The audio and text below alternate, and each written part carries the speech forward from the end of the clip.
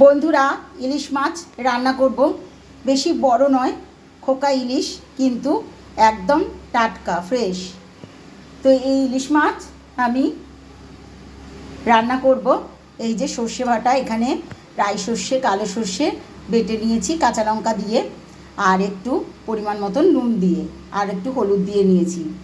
আর এখানে আছে নারকেল বাটা, সব মিক্সিতে ভালো করে পেস্ট করে রেখেছি।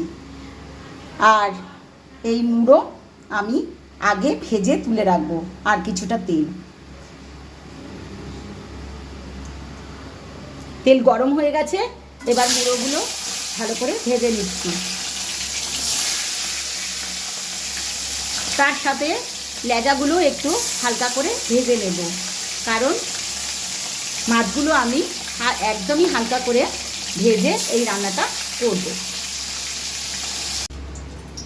মাছের মাথা তো সবসময় তরকারিতে দেওয়া হচ্ছে, বা মাছের মাথা দিয়ে মুগ ডাল করলেও খুব ভালো লাগে, কিন্তু আজকে মাছের মাথা ভাজা খাওয়া হবে। আর এই যে মাথা ভেজে এই তেলটা রেখেছি, এটা ভাতে ভাতে খুব ভালো লাগে খেতে।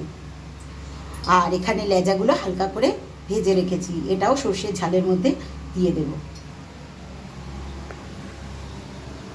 তেল গরম হয়ে গেছে।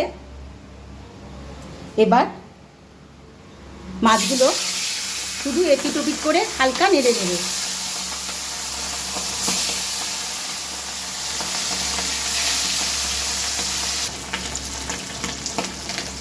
কালো জিরে দিয়ে দিলাম,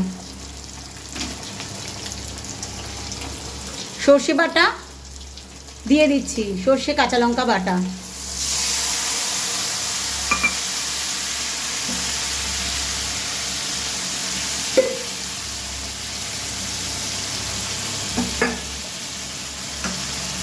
সর্ষের বাটি দিয়ে একটু জল দিচ্ছি।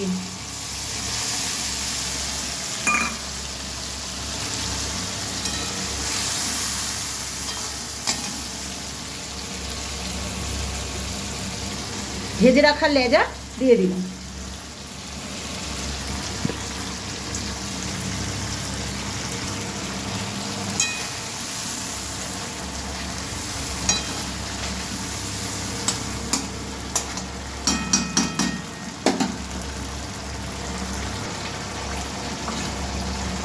নারকেল বাটা দিয়ে দিচ্ছি।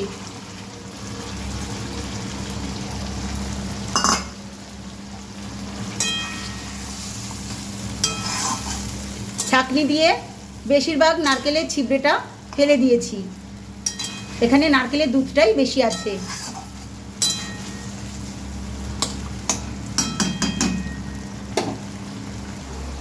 এরই মধ্যে আমি খুব সামান্য পরিমাণে চিনি অ্যাড করেছি। সুগারের পেশেন্ট, তাই খুব বেশি পরিমাণে চিনি দেওয়া যাবে না। আর এমনিতে নারকেল মিষ্টিই হবে।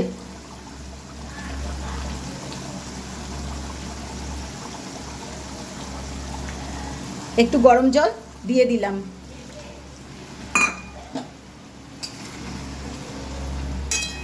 একটু গ্রেভি থাকলে ভাতের সাথে মাখিয়ে খেতে খুব ভালো লাগবে।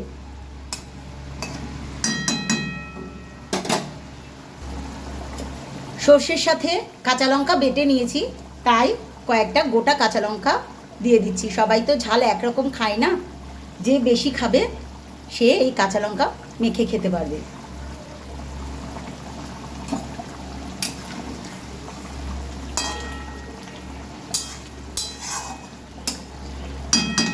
অনেকে কাঁচা সর্ষের তেল ছড়িয়ে দেয়, আমিও দিই, কিন্তু আজকে আমি কাঁচা সর্ষের তেল দেব না।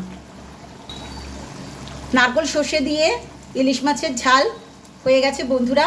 এবার আমি নামিয়ে নেব, আর বেশি টানাবো না। আমার এই রান্নার ভিডিও যদি বন্ধুদের ভালো লেগে থাকে, তাহলে প্লিজ প্লিজ বন্ধুরা লাইক, কমেন্ট, শেয়ার, সাবস্ক্রাইব করে পাশে থেকো।